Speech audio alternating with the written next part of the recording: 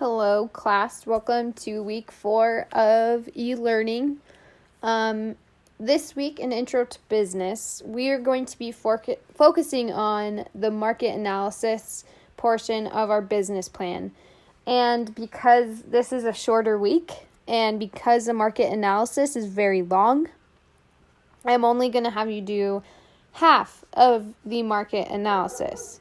But what you're looking at right here on my screen right now is what your week's going to look like.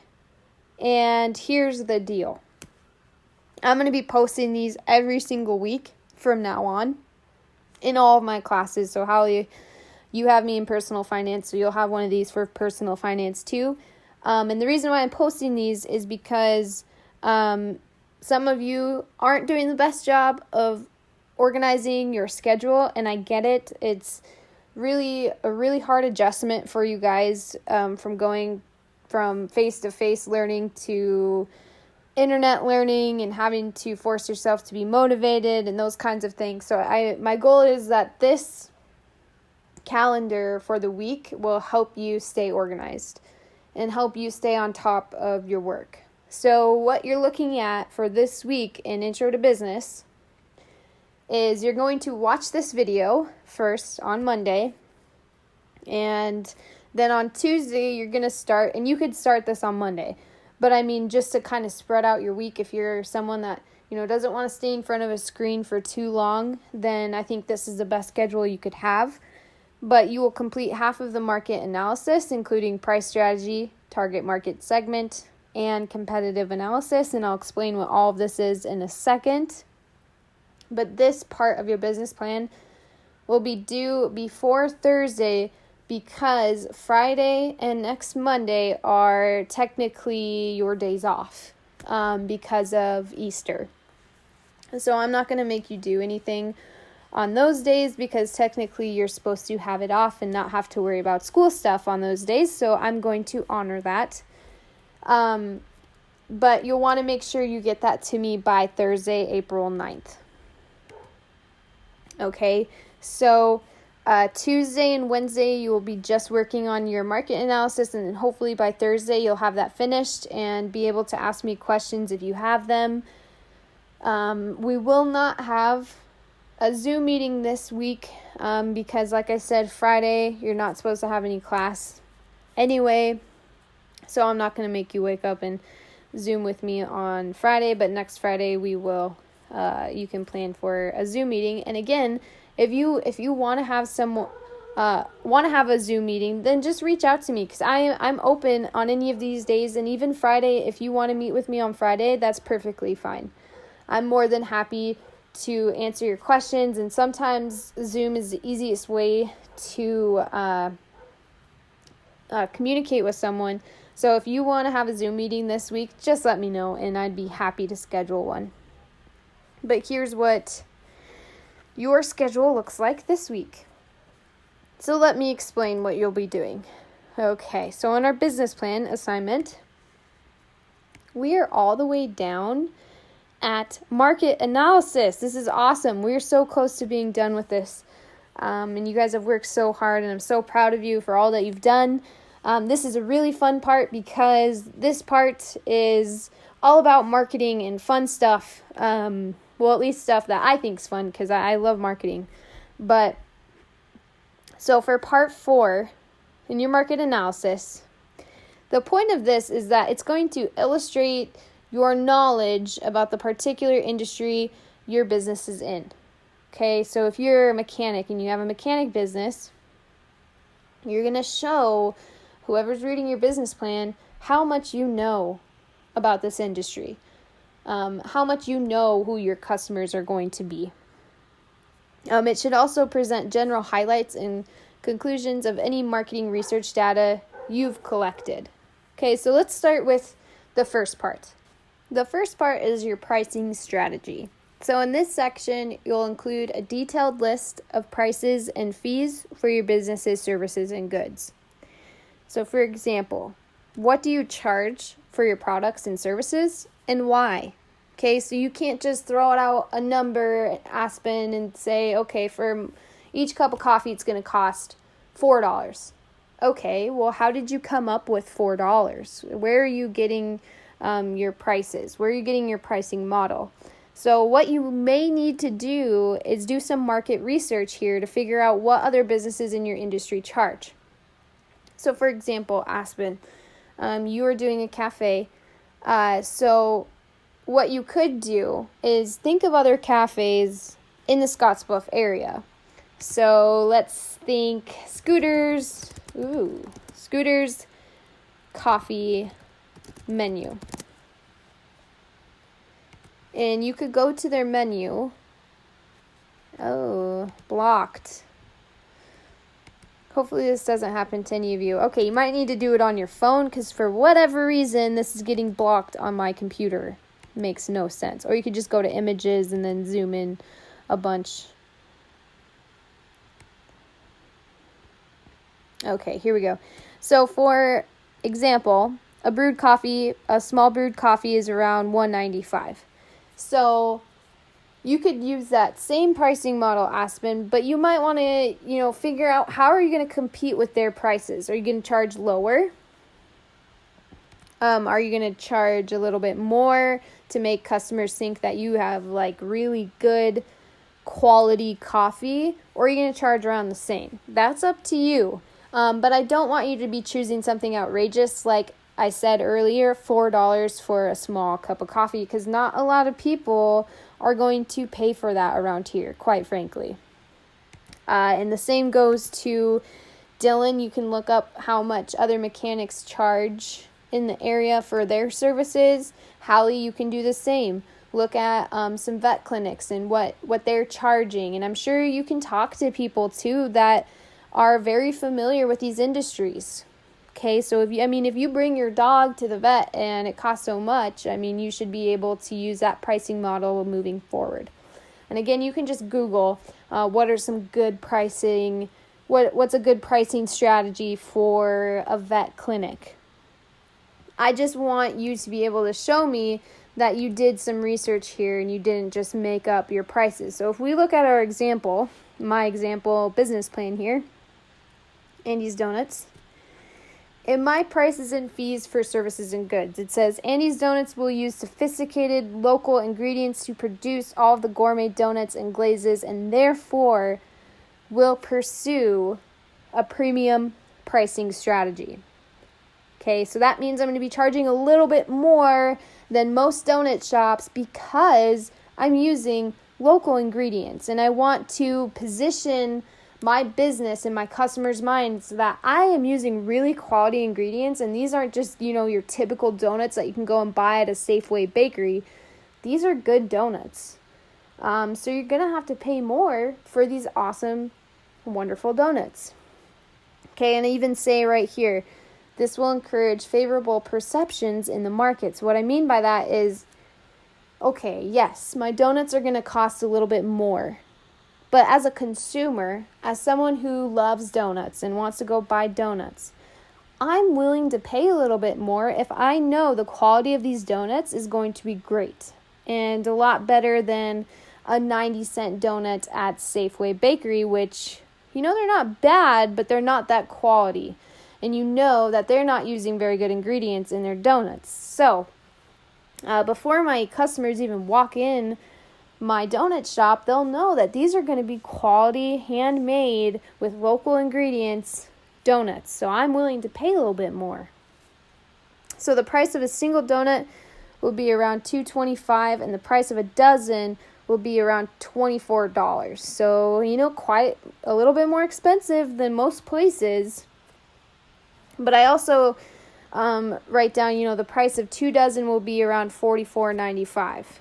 So other donut shops similar to Andy's Donuts, such as Blue Star Donuts located in Portland, Oregon, pursue similar pricing strategy, which has influenced the pricing decisions of Andy's Donuts. So if you go and you look up Blue Star Donuts, I went to this place when I lived in Portland, and the whole business model of Andy's Donuts is kind of pretty much an exact replication of Blue Star Donuts. So, if you have a business in mind that you're kind of following their even if it's not in Scottsbluff, even if it's not in Nebraska, and just a business you've been to, maybe when you went to Colorado or Denver or somewhere like that, you can do that. But just keep in mind, people in Portland are probably able to pay a little bit more for donuts than they are in Scottsbluff or Spearfish, South Dakota. So I did lower the prices a little bit. I think at that Blue Star Donuts place in Portland, they were like $3. They were outrageous, but they were delicious. So, okay, so that's the pricing strategy. If you have any questions about that, just make sure you ask. Use the internet. The internet is your best friend through all of this. And make sure that if I asked you, okay, Hallie, where are you getting these figures? Where are you getting the costs? I don't want you making stuff up, and I don't want you charging too much or too little, which is probably more important, because if you charge too little, you cannot sustain your business. You will not be able to pay your employees or pay for electricity for your business or pay for your building if you are not charging enough. Okay, so you need to be charging just enough so that you can make a profit, and also customers are willing to pay for your goods and services. So the target market. I'm going to blow up this segment. Okay, so target market segment. So what a target market is who is your ideal customer? Who are you really looking at to be what age range, what gender are you going to focus on? I believe we talked about this earlier in the year, but your target market is simply the market or group of customers that you want to focus on and sell to. When you are defining your target market, narrow it to a manageable size. Okay, so you don't want to just say, everybody's in my target market segment. I want everybody and anybody to come into my business and buy my goods and services. That's not how it works, okay? So you need to have an ideal segment that you want to sell your products to. That way, when you go down to your advertising strategies and when you make a commercial, you know exactly who you're making this for. Okay, so in this section, you will answer the question, who is your ideal customer, or who will buy your product service? What ages, genders, demographics do you plan to sell to? Why? Be sure to explain why you think you would be successful in each segment you choose. So if I'm thinking about a donut shop, what kind of people eat donuts? Well, one could argue only psychopaths don't eat donuts, because donuts are a universal food that everybody should like, but not everybody does. Okay, so what I'm thinking of is kids, teenagers really like sugar and donuts. And I'm also thinking about business people who stop in the morning to buy donuts for their work and who have enough money to spend on more expensive donuts. So if we look at Andy's Donuts business plan here, Andy's Donuts will target the Northern Hills geographic market, which this would make more sense to you if you lived in South Dakota, where I was located when I made this. The Northern Hills is like Spearfish, Deadwood. It's kind of similar to if I said the Panhandle. Okay, so Andy's Donuts is going to focus especially on females and children who tend to prefer sweeter foods. This market will include business professionals, university students, children, and their parents. So this sounds like I'm including just about everybody, but I'm really not. Okay, I'm singling in on a market that is a little bit bigger, but I'm still singling in on one market. Okay, so this target market is aged 10 to 50 years old. Andy's Donuts will also target incoming tourists who are looking for the taste of the Black Hills, since Andy's will use all local ingredients to craft donuts. The last segment Andy's Donuts will target is event and wedding crowds who are interested in having an alternative to cupcakes or cake at their weddings. Okay, so pretty broad, but I know who my ideal customers are. That's the main point of this section of your business plan.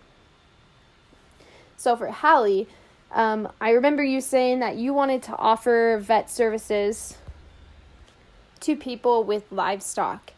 So one of your target segments, Hallie, could be farmers and ranchers and people who work with livestock. And then you can go from there. I mean, you'll have a lot more people than just farmers and ranchers, but there's just one example of who one of your target market segments is going to be.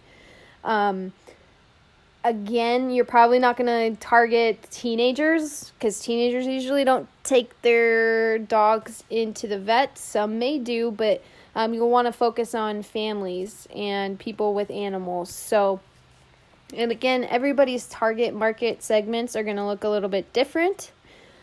And again, if you're struggling with this part, an easy thing to do is, again, refer to Google search. What kind of target markets do most cafes have? What kind of target markets do most mechanic shops have? A lot of them are pretty self-explanatory, though. Kaylee, your salon, mostly women. Although you will have some men, come into your hair salon. A lot of them are going to be women. So you'll want to focus on that demographic the most. But again, it's going to require a little bit of research. So make sure you're doing that part of the business plan too, is putting in the research. Okay, for this next part, your competitive analysis, you're going to think of your 3 main competitors in or around the Panhandle. Be sure to explain how you will stand out against the competition. So it's one thing to state who your competitors are, but you're also going to have to be able to explain how you're going to stand out, how you're going to compete against whoever your competition is. What will you offer that your competition does not? So for example, Andy's Donuts, there was a bakery called Green Oven Bakery and Crepe Cafe in Spearfish. It was new to the market at the time when I made this business plan, and they offered several baked goods and gourmet crepes to stand out against the Green Oven. Andy's Donuts will be open earlier during the week and will offer catering for business and social events, unlike Green Oven. Our service will also be much quicker and more convenient for customers who are on the go. So, you notice, when I did my competitive analysis, I found the Green Bakery to be one of my main competitors. And this required me to do a little bit of research. So I had to figure out, okay, what are their hours? How am I going to stand out against this business? What do they offer? What kind of things do they offer? I had to go to their website and I had to see all the different things that they offer and then figure out what I was going to do differently so that I'm not exactly like the Green Oven Bakery and that I have different aspects of my business that will help me compete and will help me stand out against the Green Oven Bakery. Another competitor would obviously be Safeway Bakery because they make donuts and they're cheaper than my donuts. Andy's Donuts will compete with Safeway by offering novelty donuts made with local ingredients. The local aspect of Andy's Donuts will attract people from the community and tourists around the Black Hills. We will also offer donuts that fulfill various dietary needs, such as vegan and gluten-free. So if you've ever been to Safeway Bakery, they don't have any vegan or gluten-free, which gluten-free is becoming a really big thing amongst people. It's kind of become somewhat of a diet fad. There are people who have to be gluten-free due to, dietary restrictions. But I think that is a big competitor, a big way of standing out, I guess, against Safeway, because they don't offer anything like that. And then my last competitor I put was Walmart Bakery. And the big, if you've been to Spearfish, the big advantage I found between my donut shop and Walmart Bakery was the location. So in Spearfish, Walmart's located all the way outside of town, and where my building was going to be right in downtown Spearfish. So obviously very convenient for business people and teenagers because it's kind of by the school. A lot more convenient than for people to have to drive all the way out to Walmart, especially in the morning. So think of, different competitive advantages your business will have. This could be based on location. This could be based on prices. This could be based on services that you offer or goods that you offer that other businesses that you're competing against don't. But you'll want to make sure that you explain to me how you are competing against your main competitors. Okay? So again, going to require a little bit of research. Okay? But be able to not just say who your competitor is, but also how you stand out against your competitors. Okay? That's the biggest point maker there, is if you are able to address one of your competitors in around the same industry that you're in, and then how you're going to compete with that. How are you going to stand out? Okay? The rest of your market analysis is going to be the advertising strategies. I'm going to actually go over to the assignment. Advertising strategies, risk analysis and mitigation strategies, and then outlook. We will focus on those 3 items in our market analysis next week. So all you have to focus on this week is your pricing strategy, your target market segment, and the competitive analysis. Okay, just these 3 parts of your market analysis. Next week, we will finish the market analysis, which is the longest part of your business plan, but one of the most important parts of your business plan. So, again, email, text, call. If you have any questions, if you want to set up a Zoom session with me, just let me know. But again, I'm very proud of you for moving right along with your business plan, because writing these is not an easy task, and you guys have done a great job so far. Just make sure you're asking questions and getting help when you need it, and refer to our calendar this week to help you. Alrighty, have a great, fantastic rest of your week. See you next Friday.